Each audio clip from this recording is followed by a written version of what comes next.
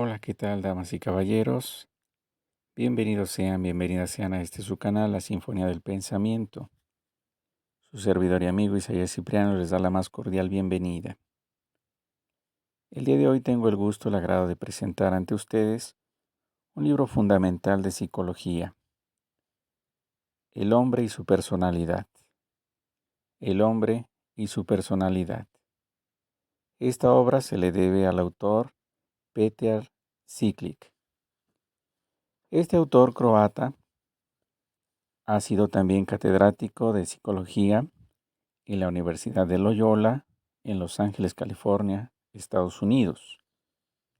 El texto que tengo en mis manos es una edición que apareció en 1958 en Buenos Aires. Entonces, el día de hoy para todos y todas ustedes, El hombre y su personalidad de Petar Ciklik. Este autor estuvo trabajando y al mismo tiempo se formó en las universidades de Múnich y Viena. Antes de abrir el abanico de posibilidades, vamos a comenzar con una referencia que este mismo autor hace y que nos parece puede representar un comienzo muy atinado. Se trata de una frase de San Agustín, citado en las Confesiones, en el libro 10. ¿Qué dice San Agustín? Es realmente extraño que los hombres vayan a admirar la altura de los montes, las inmensas olas del mar, las anchurosas corrientes de los ríos, la espaciosa latitud del océano, el curso de los astros, y se olviden de lo mucho que tienen que admirar en sí mismos. Repito, es realmente extraño que los hombres vayan a admirar la altura de los montes, las inmensas olas del mar, las anchurosas corrientes de los ríos, la espaciosa latitud del océano, el curso de los astros, y se olviden de lo que es mucho más importante y que tienen, que es admirarse a sí mismos. Desde luego vamos a encontrar el término genérico hombre. Nosotros vamos a combinarlo diciendo hombres y mujeres o bien el género humano o los seres humanos. Pues vamos a comenzar con esta obra importante, El hombre y su personalidad.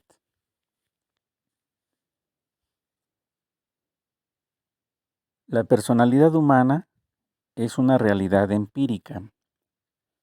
Nosotros la experimentamos y la podemos observar.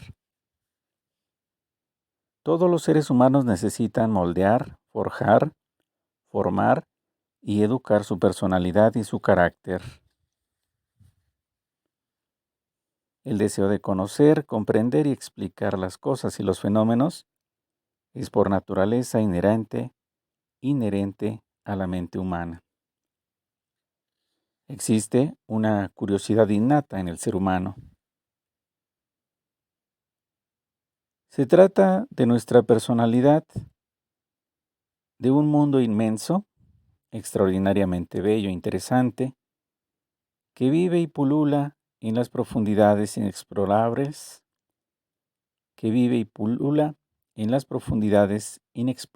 del ser humano. Pero no solamente hay que preguntarnos qué soy y cómo soy, sino qué son y cómo son las otras personas, qué piensan, qué sienten, qué desean y qué intentan,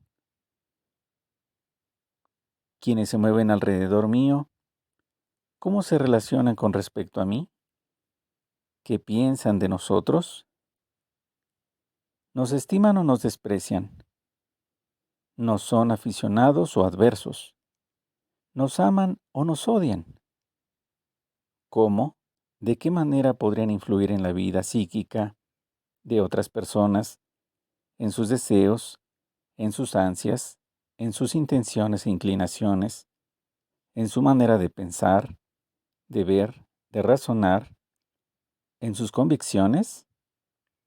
En otras palabras, ¿cómo conocer al ser humano, su naturaleza, su carácter y su alma?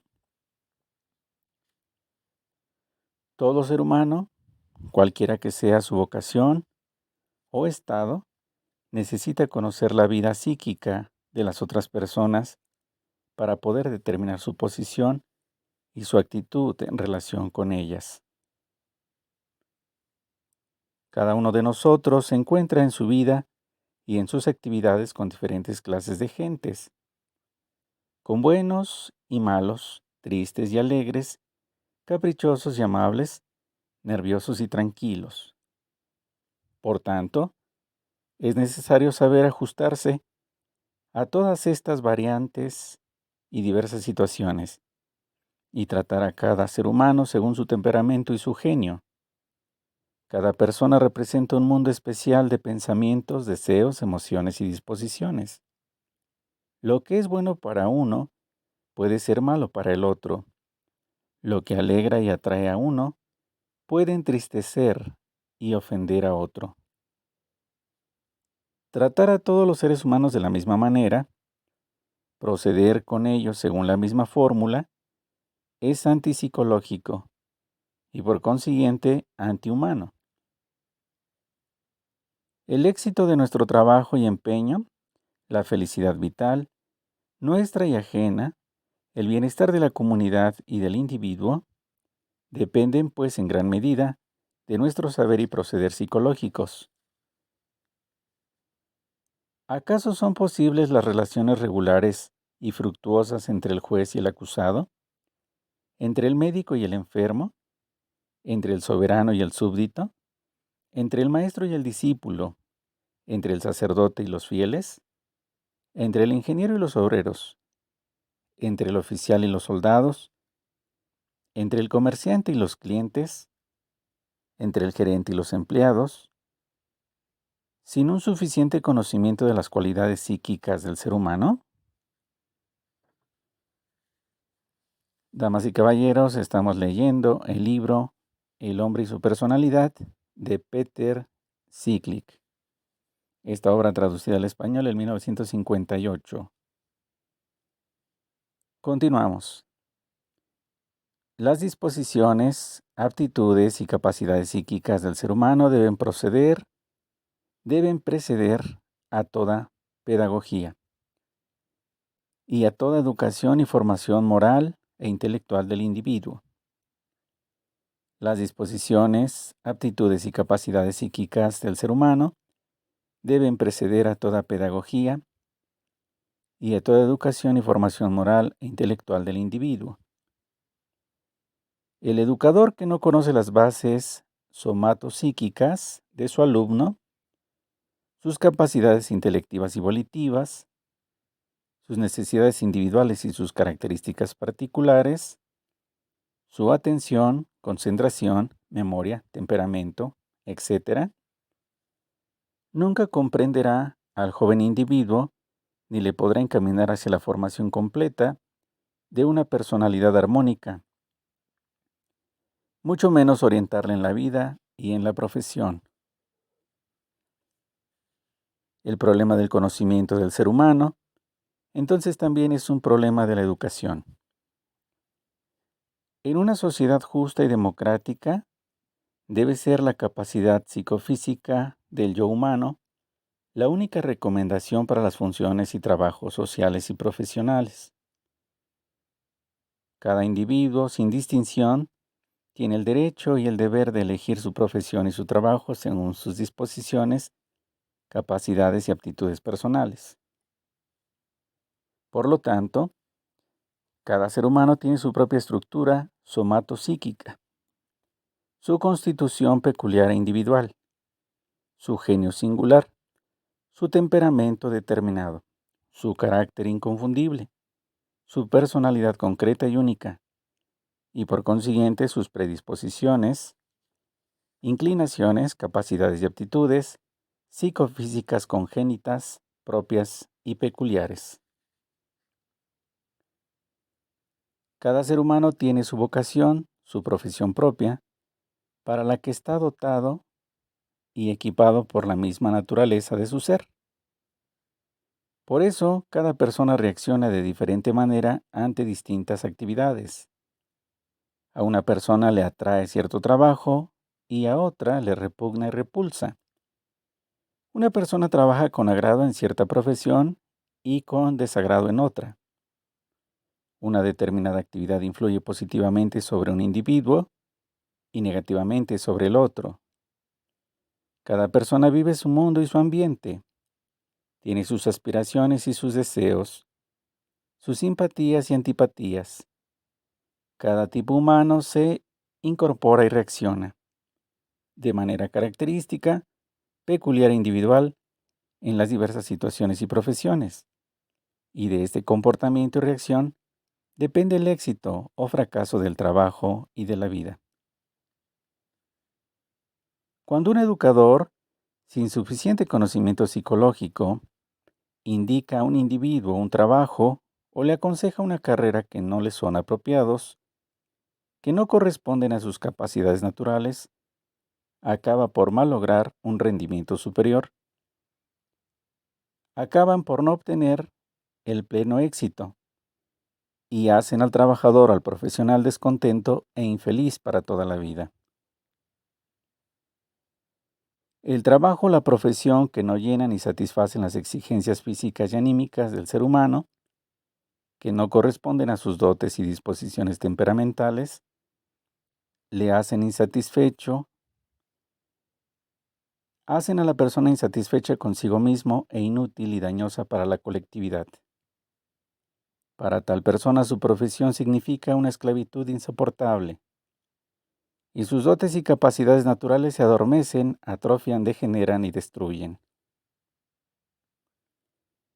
Únicamente el trabajo o la profesión correspondientes a las predisposiciones congénitas del individuo pueden estimular, excitar, despertar y desarrollar hasta lo máximo sus dotes, talentos naturales, hacerle feliz y contento en su vida y en su actividad profesional.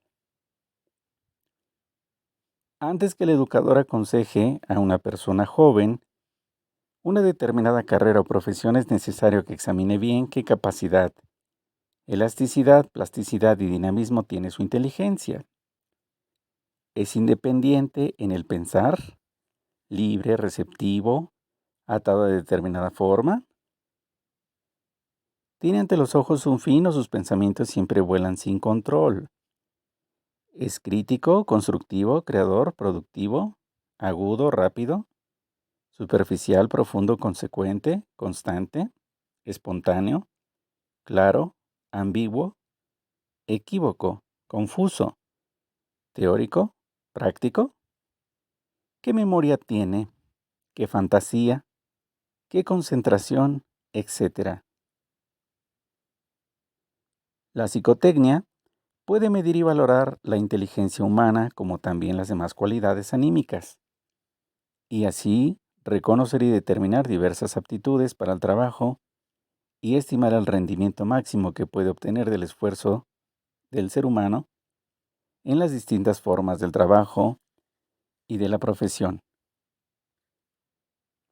Hay trabajos y actividades que exigen más fuerza muscular, otros más velocidad o precisión de movimientos, o rapidez de inteligencia o resistencia y persistencia, o atención o destreza.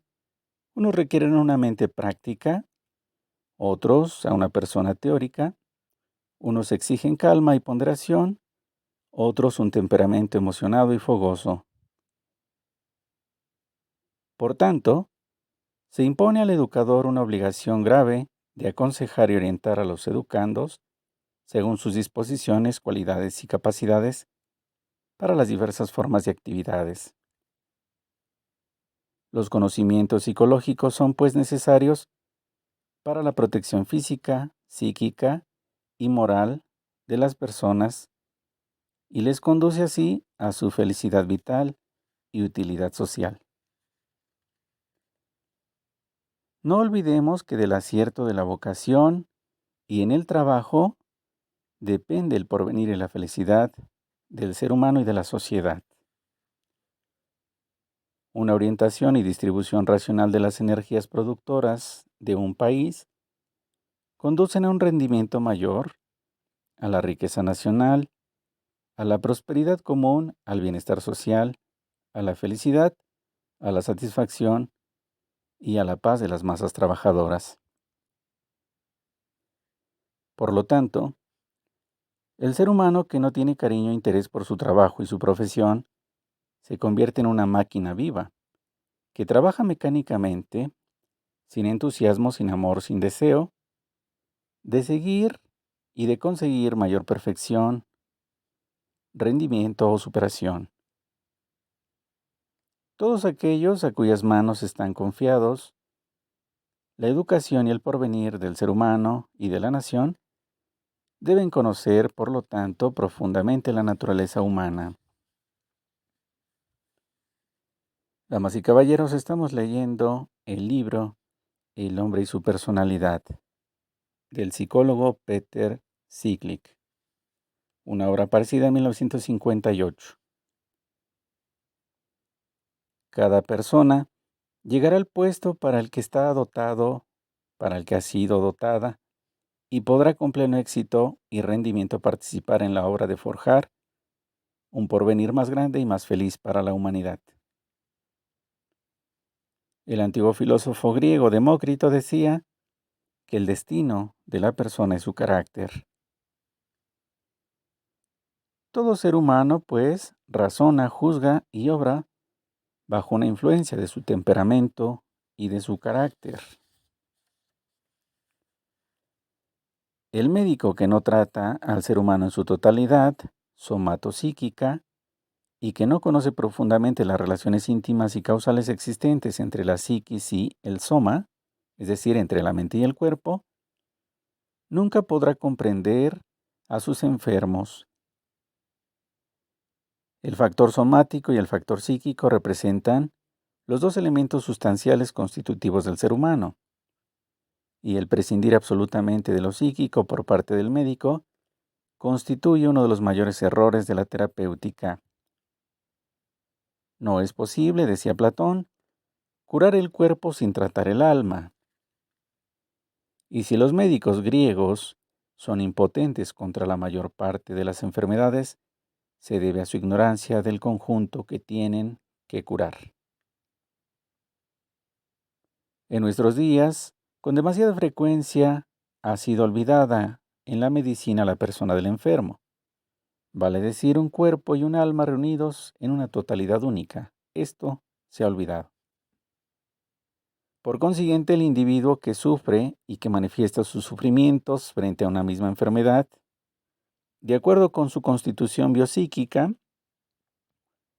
su temperamento, su carácter particular, en suma, la personalidad del enfermo que merece y necesita un tratamiento particular, personal e individual, no logra su plenitud si no es con un conocimiento integral.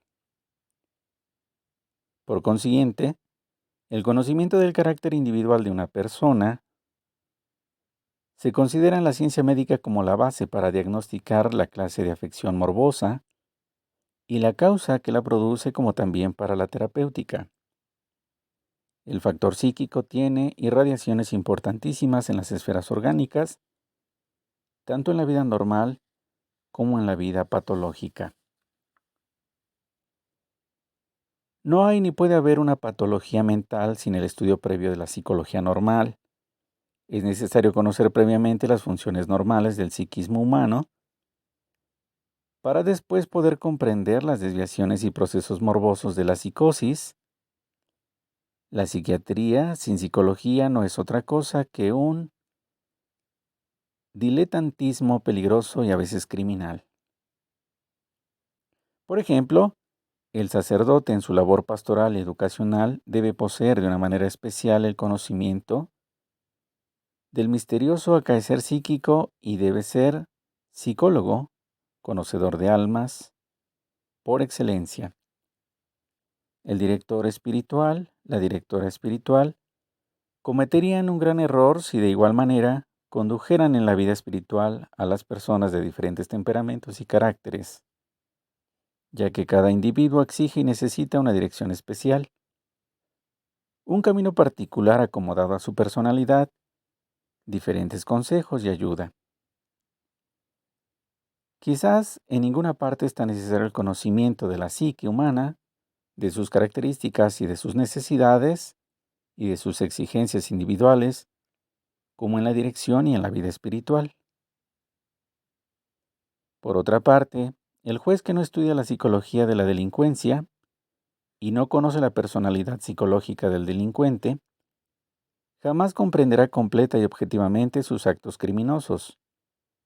Sin profundos conocimientos de la psicología individual, es imposible juzgar y decidir cuál es la responsabilidad real y verdadera de un individuo que cometió un crimen.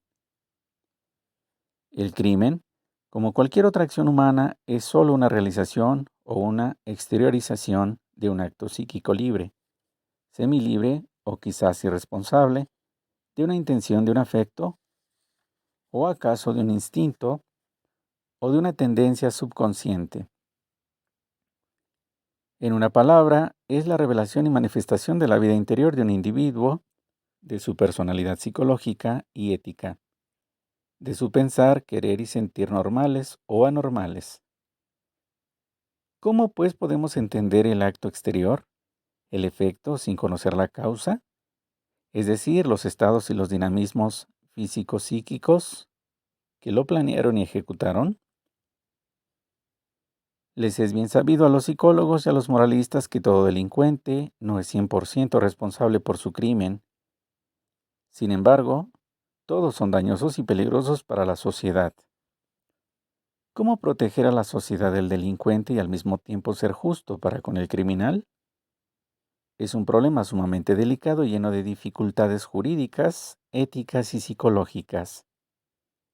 El juez debe saber que hay también criminales con características neuropsicóticas, degeneradas, neurasténicos, histéricos, paranoicos, esquizoides, y para ser justo con ellos es necesario tratarlos como psicopáticos. Y antes de la sentencia judicial tener un exacto diagnóstico psicológico y psiquiátrico. En una palabra, el juez que no estudia la personalidad biopsicológica del delincuente no va a poder cumplir su gran misión social y ética que consiste no tanto en condenar cuanto en corregir y reeducar moral y socialmente. Todos aquellos pues que viven y actúan entre los seres humanos tienen que conocer la psicología humana. Cada persona tiene su propia individualidad, su propia personalidad única. Y en el trato con las demás personas debemos de una manera especial respetar las cualidades de su carácter. Ninguna persona permite que se ofenda su temperamento, que se proceda en contra de su carácter. ¿Cuántos fracasos políticos, cuántas tragedias nacionales e internacionales en el pasado y en el presente fueron puras consecuencias de la ignorancia de la psicología de ciertos tipos políticos, de las naciones y de las razas? Se ha olvidado que cada país y cada civilización tiene su propio tipo político. Por lo tanto, cada nación, cada país, cada grupo étnico y racial tiene su propia psicología, sus propias cualidades y características colectivas, que surgen y que se desarrollan de una larga vida común, de un mismo ambiente, de la misma cultura, civilización, religión, etc.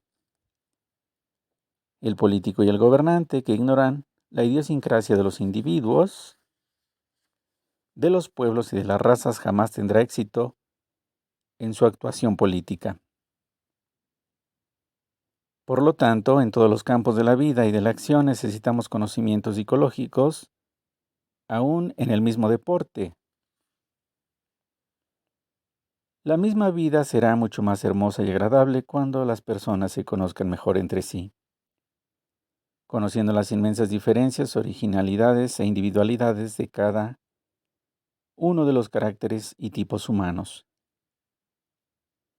Nos abstendremos de toda imposición tendiente a una completa nivelación e identificación en los pensamientos, en los deseos, en la conducta. Nos abstendremos de toda mutilación de la autonomía psicológica del ser humano que, endureciendo e imposibilitando el desarrollo psíquico, destruye el hermoso edificio de la personalidad y hiere los sagrados derechos de la persona. Entonces no se considerará como falta temperamental, como un acto de mala voluntad, siendo de esa manera mucho más justos y objetivos para con los seres humanos con quienes vivimos, pudiendo con más facilidad acercarnos a ellos e influirlos. Pero todo depende del conocimiento de la psicología y de la personalidad. Por lo tanto, aquel y aquella que deseen entender al hombre, al ser humano, con quien de cualquier manera se relaciona, comprender su conducta en la vida privada y pública, necesariamente debe conocer las cualidades de su personalidad. Solamente aquel que conoce todas las cualidades de su propia alma, los rasgos y aspectos buenos y malos de su carácter psicológico, puede rectamente formar su personalidad biopsíquica y ética y desarrollar en grado máximo sus cualidades. Nuestra razón y nuestra libre voluntad deben controlar y guiar nuestro temperamento, desarrollar y moldear nuestro carácter, lo que es posible solamente si tenemos el verdadero conocimiento de nuestras cualidades psíquicas. No hay autoeducación sin previo conocimiento de sí mismo.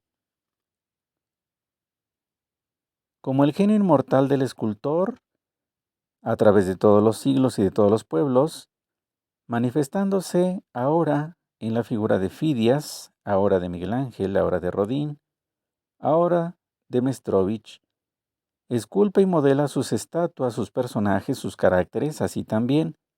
Todos nosotros somos llamados a esculpir y modelar, en primer lugar, nuestro carácter, a educar y formar nuestra personalidad, nuestro yo, y luego a cooperar a la modelación y formación del carácter de las demás personas.